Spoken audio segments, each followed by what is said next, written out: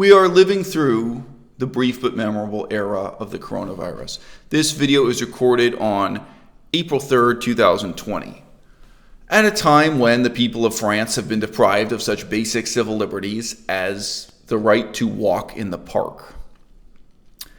And the peculiar truth is that for some people, it would be completely harmless to take a walk in the park. People like myself, for example, who already had the coronavirus and have already completely recovered from it, who can neither transmit it to other people nor are they at risk of transmitting it themselves. So you have a complex question here of civil liberties, constitutionality, why these concepts exist if we can't actually exercise these civil rights the moment it becomes inconvenient for the government for us to have them. Now, very briefly, a couple of years ago, I was in France with my girlfriend and my small daughter, and our trip there was made much more difficult, much more worrying, and much more harrowing by a labor strike amongst railroad workers. You can imagine how tempting it was for the government, given that the government controls the police and controls the military, to just order all of the railroad workers back to work, to just force them to end the strike. Do you have the right to go on strike or not? Now, obviously, you're going to mess up the vacations of millions of tourists. You're going to mess up the ability of working people to go to work. Why do you have a constitution? Why do you have civil rights? Why do these things exist? Why do you have these freedoms and these liberties at all times, except precisely when you need them? Why do people say you have the freedom to make this decision for yourself, except when there are actually consequences, when there's risk?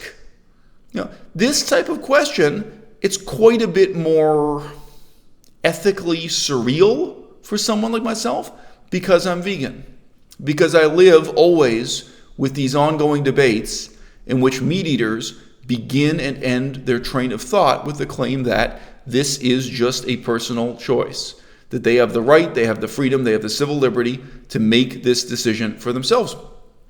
And they do. But of course, they can't be responsible for the consequences. What if we were to do the calculations? Just whip out a blank sheet of paper and try to calculate how many lives will be saved this year by depriving everyone in France of their civil liberties.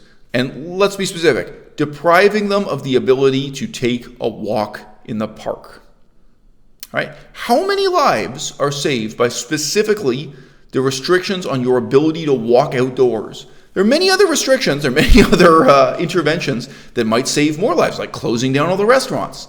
It's transmitted the same way the common cold is transmitted. So buying food at a restaurant is a much more high-risk activity than taking a walk in the park. You didn't see the person who prepared or handled your food. They may have coronavirus, they may have it, and they may not know that they have it. So you can get sick by eating packaged food at a takeout food from a restaurant or packaged food from a grocery store, any kind of prepared food, anything that's been handled by human hands, right? What if we were to try to estimate how many lives were sold? What if we were to try to estimate how many lives were saved by taking away this civil liberty from you, that you could walk in the park, compared to compelling the whole population to strictly adhere to a vegan diet? If saving lives justifies taking away your civil liberties, if saving lives justifies snuffing out your constitution, your democracy, and replacing it with dictatorship, then the case for veganism would justify the worst tyranny and the worst dictatorship in the history of the world 100 times over, right? Veganism, you're going to be calculating saving lives not only in terms of heart disease, heart attacks, cancer, right? These kinds of direct health impacts on the body through diet. You're also going to be saving lives by reducing the number of people who are getting parasites, bacteria, and viruses from handling raw meat, eating raw meat. As you know, whether it's raw beef, raw chicken, raw fish, all of these things carry disease. So you could pretty quickly come up with calculations for just the amount of human lives, the amount of human misery that would be improved, saved, alleviated through compulsory veganism. This is without even calculating the unbelievable consequences for animal misery, right? Suffering, torture, and death of animals, calculating air pollution, water pollution, knock-on consequences for the planet, which are mind-blowing and astronomical. Okay? So if you want a justification for dictatorship, if you want a justification for taking away people's civil liberties, we have two really strange examples before our eyes right now. One being the ongoing history of hysteria over coronavirus, and the other being the specter of vegan totalitarianism. I had a question come in from a member of the audience who was asking me, this person is well-intentioned, but let's face it, it's a stupid question. Quote, oh great, this is scrolled away. What do you think is the most effective and fastest strategy to create a vegan society that includes the abolition of the whole of animal farming, animal slaughter, animal agriculture, the legal exclusion of all animal exploitation, and at the same time ends racism and sexism? Okay. At different times in the history of the world, eccentric people become dictators and tyrants. It still happens to this day. And often enough, those people are still nominally elected. They still have some claim on paper to being part of a parliamentary system or a democracy. Okay, this is going to continue to happen in the future. And if you just try to do a Google search right now and ask the question of Google, how many countries around the world are dictatorships right now? How many countries are ruled by a dictator? It's actually quite difficult to answer. Very quickly, you get into questions of, well, how do you define a dictatorship? But it is inevitable now, say looking ahead at the next 300 years, that somewhere, sooner or later, there will be a dictator, whether it's in Africa or South America or in Asia, who happens to be vegan. Probably somewhere, sooner or later, there will be an experiment in the government coercing people to be vegan. And when we think about this, it puts it into a very different, less comedic perspective. Suddenly we get into really bleak questions, such as I've just been asking about the coronavirus. What do civil liberties mean? What is the significance of someone becoming vegan if they're doing it just because they're forced to by an authoritarian regime? Is that still the outcome you want? Or are you someone who values democracy and the process of public education so highly that you'd rather have maybe a decades-long, very inefficient process of trying to mobilize and motivate people to do the right things for the right reason, trying to engage with people and motivate them to be vegan for the right reason, as opposed to seeing what happens when you have a tyrannical dictatorship and the tyrant in charge happens to be vegan. Very brief example of this, by the way.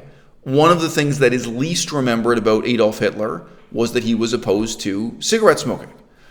So his regime, it was especially interested in preventing women from smoking cigarettes. It was especially interested in preventing pregnant women from smoking cigarettes. He had his own bizarre, pseudo-evolutionary, social Darwinist reasons for why he was so opposed to cigarette smoking. He didn't want this to lead to the degeneration of the German people. Use your imagination a bit here.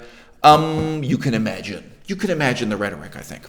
In any case, and as soon as West Germany was conquered by the Americans, they instead celebrated their return liberty by handing out packs of cigarettes to everyone, right? So under the American model, for one thing, the American government wanted to actively promote the idea of Germans becoming consumers, buying tobacco exported from America to Germany. There was a straight-up profit motive involved. But this was also a symbol of the type of civil liberty that allegedly the American style of government enshrined. That even if there was very clearly just one correct answer to a question, like it's not the case that for some people smoking cigarettes is the right decision and for some people it's the wrong decision. For absolutely everybody, it's a terrible decision to smoke cigarettes. The right decision for each and every one of us individually is to quit smoking or never smoke at all, and the right decision for our society as a whole is to absolutely abolish smoking. But nevertheless, we value this matter of personal choice and personal responsibility so highly